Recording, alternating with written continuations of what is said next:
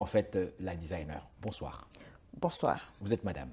Mon nom est Mireille Perret. Je suis la designer en chef de Zimpala, une marque de vêtements haut de gamme pour femmes et pour hommes qui veulent se distinguer. Alors déjà, le mot Zimpala, ça veut dire quoi ça? Alors Zimpala est la composition de deux mots. Donc je prends Z, Z qui veut dire Zoé, donner la vie.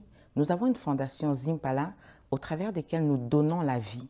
Nous donnons une formation aux enfants, aux jeunes filles de 12 à 17 ans pour leur redonner cette estime de soi. Donc, c'est la fondation Zimpala qui vient rejoindre la lettre Z. Et ça se fait ici à Montréal même? Ça se fait, on a commencé au Congo et oui, on l'apporte aussi ici au Et Québec. puis ça marche? Et puis ça marche, ça fait 3 ans de cela. Déjà. Déjà. Bien. Alors, on va revenir aux vêtements comme tels. Je ne mettrai pas l'accent sur le don de tissu, à moins que vous vouliez nous donner un peu plus d'infos par rapport à ça. Mais ce que j'ai saisi ici, c'est vraiment le look, c'est vraiment le en fait, design comme tel. Qu'est-ce qui vous inspire? Exactement. Moi, c'est vraiment la coupe. Donc, je vais vraiment chercher tout ce qui est coupe, tout ce qui est design. C'est ça qui me distingue. Alors, j'ai étudié les hommes et les femmes, des citadins qui veulent être originaux, qui se disent, je veux aller et je veux être distingué partout où je serai. Est-ce que ça existe encore, Ça ce genre existe d'hommes et des femmes? encore, Oui. ça existe encore, où on veut être unique. Moi, je me dis, la coupe, de par ma coupe, la coupe des vêtements que je porte, que la personne porte, elle doit se distinguer. Donc oui, le tissu, on prend du tissu mélangé un tout petit peu du polyester avec du spandex. Oui, on prend de l'imprimé, une petite touche d'imprimé qui raconte notre belle histoire de notre beau continent d'Afrique, mais en même temps, la coupe qui distingue la personne. La coupe, pour vous, c'est très important parce qu'on parle du fait que chaque être humain est fait et constitué, je suppose, différemment. Les formes ne sont pas nécessairement les mêmes. Chaque race a en fait ses formes, si je ne m'abuse. Exactement. Donc moi, de par ma formation de base, je suis couturière. Donc j'ai fait la coupe et couture. C'est de là qui tire toute mon inspiration. Donc j'ai étudié la morphologie des personnes. J'ai étudié la morphologie des femmes et des hommes. Et c'est de par là que je me suis dit, allons-y, nous inspirer de ces lignes. Bon, Des lignes d'accord. Je ne vous arrête pas, mais je me mets à la place du grand public, le public qui nous suit. Ils sont Exactement. nombreux, ils sont québécois, ils sont africains. Et là, je me mets surtout chez la québécoise. Je sais, elles sont très, très curieuses. Qui se posent. Et moi, je vous pose une question qui me vient, je suppose, d'une québécoise. Est-ce que la femme noire et la femme blanche, sur le plan morphologique, est-ce que c'est pareil? Ma question est simple. Et c'est pas pareil du tout. C'est pas pareil. C'est pas pareil. Expliquez-nous. Donc, j'adapte mes coupes et c'est de là que je vous dis que j'adapte mes coupes de par la morphologie de la personne. La femme québécoise, elle a une ligne rectangulaire. Donc, il y a vraiment beaucoup de morphologie. Une ligne rectangulaire. Rectangulaire. Mon Dieu, j'en apprends des choses. Oh là, c'est pas en triangle, mais rectangle. Rectangulaire. Oui. Donc, de par le haut, la poitrine, la taille et les hanches, ça tombe vraiment en forme de rectangle.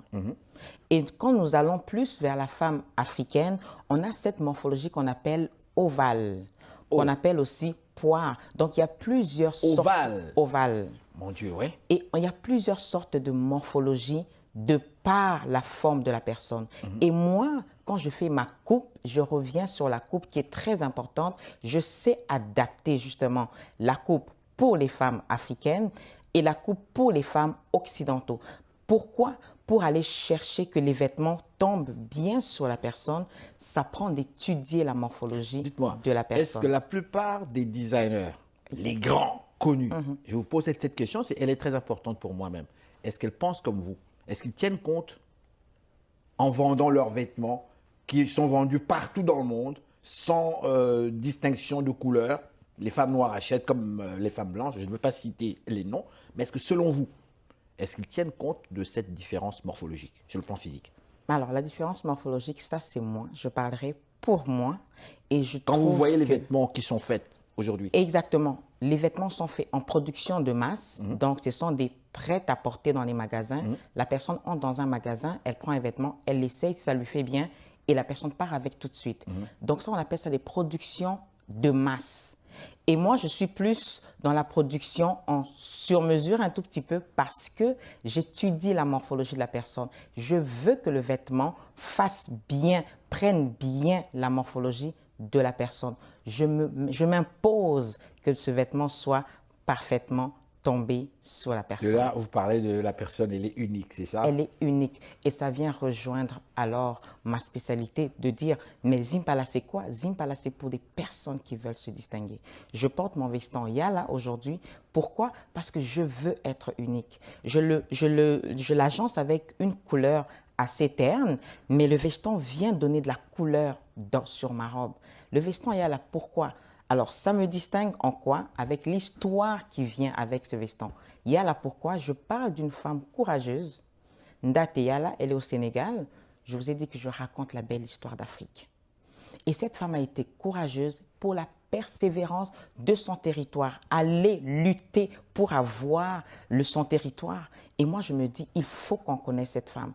Et là, elle est guerrière, de par les manches, voilà la création, les manches qui donnent le signe de guerrière, d'une femme courageuse qui veut aller combattre entre les hommes. Mais là, je me dis, il faut qu'on parle d'elle au travers de ce veston que je porte. Et je sais